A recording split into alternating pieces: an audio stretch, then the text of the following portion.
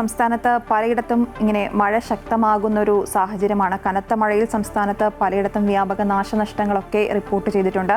6 ജില്ലകളിൽ red alert പ്രഖ്യാപിച്ചിരിക്കുകയാണ്. 8 ജില്ലകളിൽ ഓറഞ്ച് അലർട്ടാണ്. ഒറ്റപ്പെട്ടയിടങ്ങളിൽ അതിശക്തമായ കാറ്റിന് സാധ്യതയുണ്ടെന്നും കാലാവസ്ഥാ നിരീക്ഷണ കേന്ദ്രം അറിയിക്കുന്നു. 5 ജില്ലകളിലെ വിദ്യാഭ്യാസ സ്ഥാപനങ്ങൾക്ക് അവധി പ്രഖ്യാപിച്ചിട്ടുണ്ട്.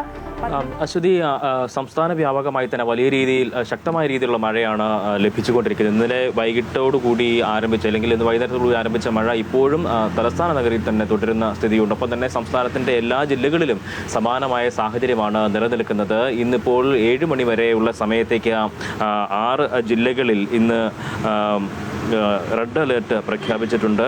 അത് ഈ രാവിലെ പുലർച്ചെ 4 മണിയോടുകൂടിയാണ് ആ ഒരു അലേർട്ട് പ്രഖ്യാപിച്ചിരുന്നത്. അതിനുശേഷം 3 മണിക്കൂർ സമയത്തേക്കാണ് അലേർട്ട് ഉണ്ടാവുക എന്നുള്ളതാണ്. അത് കേരളത്തിലെ ഇടുക്കി, എറണാകുളം, തൃശ്ശൂർ, പാലക്കാട്, മലപ്പുറം, കോഴിക്കോട് ജില്ലകളിലാണ് ഈ നിലയിൽ റെഡ് അലേർട്ട് പ്രഖ്യാപിച്ചിരുന്നത്. ബാക്കിയുള്ള ജില്ലകളിൽ ഓറഞ്ച് അലേർട്ട് ആണ് എന്നുള്ള കാര്യം കൂടി അധികൃതർ വ്യക്തമാക്കുന്നുണ്ട്.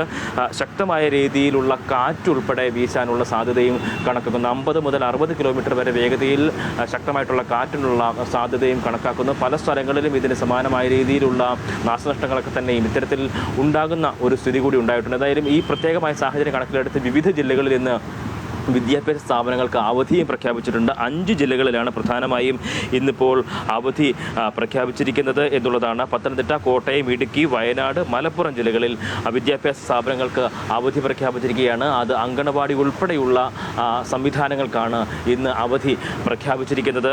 ഒപ്പം തന്നെ ഈ വലിയ രീതിയിലുള്ള കെടുതികളൊക്കെ തന്നെ സംസ്ഥാനത്തിൻ്റെ വിവിധ ഭാഗങ്ങളിൽ ഉണ്ടായിരുന്നു. അതിൽ പല സ്ഥലങ്ങളിലും മുന്നറിയിപ്പ് ഉൾപ്പെടെയുള്ള കാര്യങ്ങളൊക്കെ തന്നെ നൽകിയിട്ടുണ്ടായിരുന്നു എന്നുള്ളതാണ് അധികൃതർ നൽകുന്ന വിശദീകരണം പറയുന്നത്. പത്തനംതിട്ട മുതൽ ഇടുക്കി അതിർത്തി വരെയാണ് ഇന്നിപ്പോൾ ഇത്തരത്തിൽ അപകടങ്ങൾ ഉണ്ടായിരിക്കുന്നത് എന്നുള്ളതാണ്. ലാഹയിൽ 302 മില്ലിമീറ്റർ മഴയാണ് രേഖപ്പെടുത്തിയിരിക്കുന്നത്. ഇടുക്കിയിൽ 2 പേരെ കാണാതാവുകയും ചെയ്തിട്ടുണ്ട് എന്നുള്ള കാര്യം അധികൃതർ സ്ഥിരീകരിക്കുന്നുണ്ട്. നേരത്തെ തന്നെ ഈ പ്രദേശങ്ങളൊക്കെ തന്നെ ജാഗ്രതാ നിർദ്ദേശം ഉൾപ്പെടെ നൽകിക്കൊണ്ടുള്ള ഇടപെടൽ അധികൃതരുടെ ഭാഗത്തു നിന്നും ഉണ്ടാകുകയും ചെയ്തിരുന്നു.